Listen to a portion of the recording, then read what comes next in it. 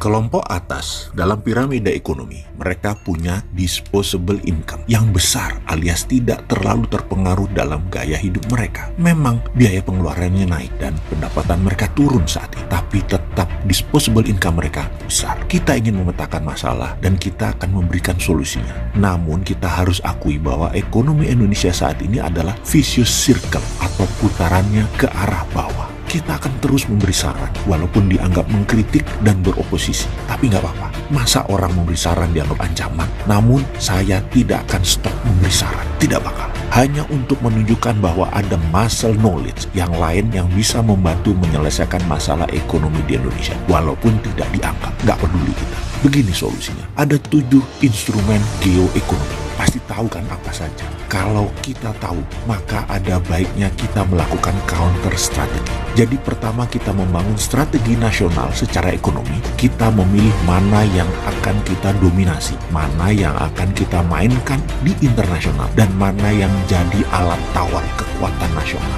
Dalam dealing dan willing, alat tawar harus punya. Kalau tidak, bikin dulu roadmap-nya alat tawar ini. Kalau tidak, kita akan selalu jadi korban atau victim. Fakta saat ini kita tidak punya strategi nasional yang terbukti selama 4 tahun ini dan harus diakui. Dan jangan mengatakan dengan mengatakan ini masalah global. Tidak, buktinya apa? Singapura nggak kena impact tuh, Jepang, Taiwan, Korea Selatan nggak kena impact tuh karena mereka punya strategi ekonomi nasional. Yang nggak punya strategi ekonomi nasional, ya pasti kena masalah. Masalah itu disebut masalah global. Oke, kita bantu bikin. Kita bantu dengan mengingatkan para pejabat. Ada 7 geoekonomi instrumen. Sudah tahu kan? Oke, kita lanjut. Kita jelaskan sedikit. Misalnya, kita semua tahu dalam 5 tahun terakhir, Rusia mematikan gas dari Rusia ke Eropa lebih dari 3 kali demi mendapatkan harga murah barang impor dari Belanda, Belgia, dan Inggris masuk ke Rusia. Dan produk gandum dan wine Rusia harus diambil dengan harga tinggi oleh Belgia dan oleh Belanda. Karena produk Rusia itu dipajak tarif tinggi oleh Belanda dan Belgia. Strategi mematikan gas tersebut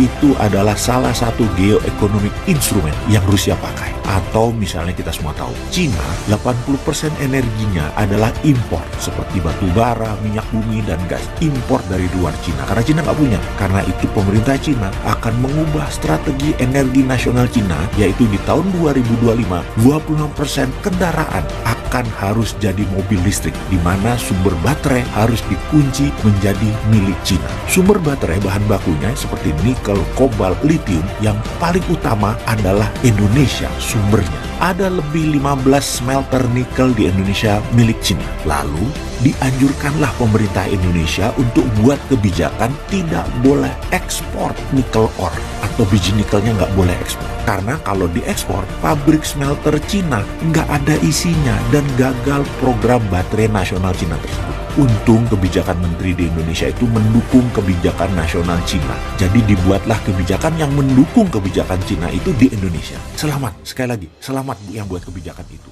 Cuman saya mau